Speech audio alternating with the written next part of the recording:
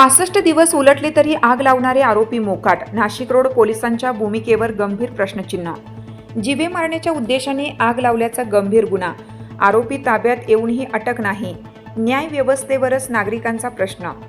कायदा सर्वांसाठी समान आहे की तो काही जणांच्या सोयीने वाकवला जातो, असा संतप्त सवाल आता नाशिक रोड पोलीस ठाण्याच्या हद्दीतील एकलहारा येथील आग प्रकरणामुळे उपस्थित होत आहे. गंभीर स्वरूपाचा गुन्हा दाखल होऊन तब्बल 65 दिवस उलटले तरीही या प्रकरणातील एकाही आरोपीला अटक करण्यात आलेली नसल्याने पोलीस प्रशासनाच्या कार्यपद्धतीवर संशयाचे सावट निर्माण झाला आहे.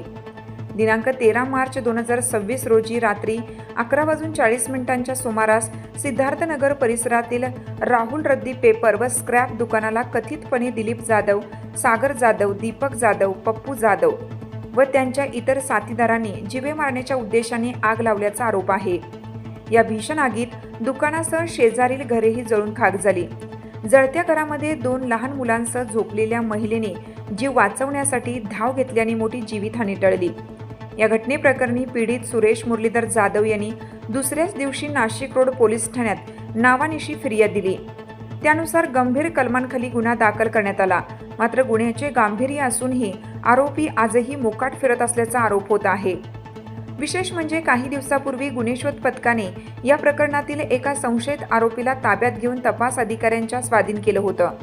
मात्र वैद्यकीय तपासणी, अटक, न्यायालयीन रिमांड अशी आवश्यक कायदेशीर प्रक्रिया न करता त्या आरोपीला सोडून देण्यात आल्याची चर्चा असून यामुळे पोलिसांच्या भूमिकेवर अधिकच प्रश्नचिन्ह निर्माण झाला आहे. दरम्यान आरोपींनी अटकपूर्व किंवा अंतरिम जामीन मिळवलेला नसल्याची माहिती समोर येत आहे. त्यांनी दाखल केलेले जामीन अर्जही मागे घेतल्याचे सांगितले जात आहे. अशा परिस्थितीत आरोपी बिनधास्तपणे फिरत असल्याने नागरिकांमध्ये तीव्र नाराजी व्यक्त होत आहे.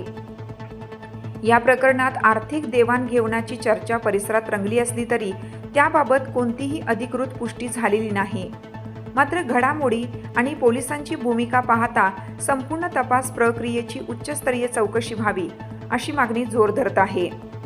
आता उपस्थित होणारे प्रश्न: गंभीर गुन्ह्यातील आरोपींना अद्याप अटक का करण्यात आली नाही?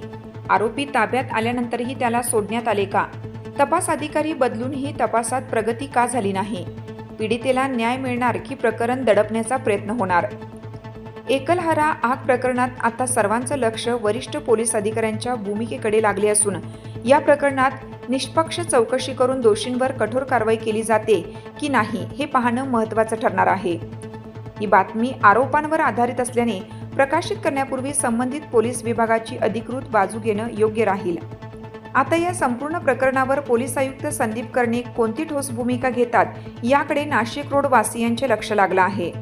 नाशिक पोलीस दल हे कायद्याचा बालेकिल्ला मानले जाते आणि कितीही मोठा गुन्हेगार असला तरी त्याला पाठीशी घातले जात नाही अशी नागरिकांची धारणा आहे. मात्र या गंभीर प्रकरणात 65 दिवस उलटूनही आरोपींना अटक न झाल्याने या प्रतिमेवर प्रश्नचिन्ह निर्माण झाला आहे. त्यामुळे कायद्याचा बालेकिल्ला ही ओळख प्रत्यक्ष कृतीतून सिद्ध होणार की ती केवळ ब्रीद वाक्यापुरतीच मर्यादित राहणार याकडे संपूर्ण जिल्ह्याचं लक्ष लागलं आहे.